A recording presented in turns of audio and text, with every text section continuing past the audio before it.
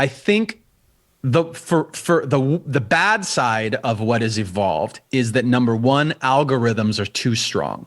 So the algorithms that put music in front of you on Spotify and in your feeds everywhere are just basically they're analyzing what you've already clicked on, what you already like, and just feeding you new, like more of that, like even watered down versions of the same thing. And if your favorite things are like, if your favorite thing is Bjork, then that's like, maybe that's an interesting thing you get out of that algorithm. But if your favorite thing is Ariana Grande so far, like that's the thing that you love the most, it has plenty of opportunity to feed you like deader and colder versions of that thing. And that's not good. Like that's why the biggest stuff that if you look at when I look at the hits, like those, I hate those charts. I never look at those like top 100s and, hottest on the planet and hottest in the country lists. Cause when I do look at them, it's depressing. It looks like the AI is like, just like creating and serving you like more McDonald's Happy Meals. And that type of music actually makes me really sad because it does feel like those people had an opportunity maybe to do something that's more artistically fulfilling, and they aren't. They're doing what just makes money. Conversely, on the other side of the equation, the fans of those things who actually like that stuff, I think that it teaches them that everything really is just about money and marketing. That's sad too, because then here's what I experience. I put out a thing and I have a different versus that thing that I was just describing. I have a different balance between art and commerce, right? I do care about commerce. I don't want to just make an art record because that doesn't feel good to me.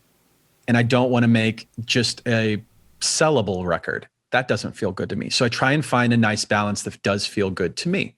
And when I put that thing out, all those people who are so used to everybody just thinking about like what sells.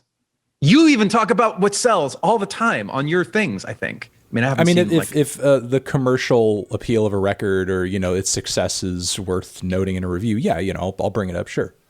But I feel you even talk about like intention in the studio. Like this artist was writing this song and they did this because it's on trend and sells well. That's the thing that critics sometimes discuss it's all the really time. apparent, but yeah, sure. You think it's apparent though. That's a thing. Like I feel like sometimes the hard thing about when you release a record is people will see decisions through the lens like, oh, I'm listening to this person's song. They did that because it's on trend. They did that because it sells, as opposed to they like the way that sounds. Like that, well, I feel like that's on artist side is a little ultimately unfair. It can be both, and honestly, like with the way that a lot of music is promoted and algorithmically disseminated now, it becomes a little more apparent, especially knowing that platforms like Spotify are recommending things not just based on the metrics of one artist or another, but also the way that these pieces of sound are being analyzed by the platform sonically too, so it's through that you can only come to the conclusion in a lot of cases that when you see a certain producer popping off and then you see that producer popping up on 100 different tracks with the same exact sound, or a certain rapper or artist is popping off, which is why, over the course of the next year, you see 1 million DaBaby features, knowing that when you punch DaBaby into Spotify, his features are going to pop up. That sounded like in Spotify. Sorry. Pop up in Spotify, that his features are going to pop up as well. So whatever song that you've had him featured on is going to whatever streams trickle down from those searches are going to pop onto your track too. And that's certainly true. And look, it could be column A and column B. You can like how it sounds, but also simultaneously be driven. But because look, at the end of the day, like, I talk about things because I like talking about them, but simultaneously, I know that certain things I talk about are going to get more views than others. I know that certain things are going to be more searchable than others. That's why I'm going to, talk about the new Death Grips record when it comes out.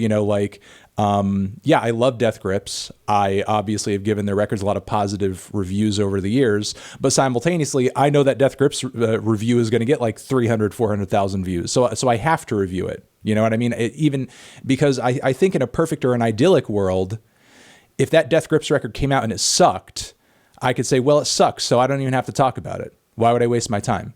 Just say fuck it.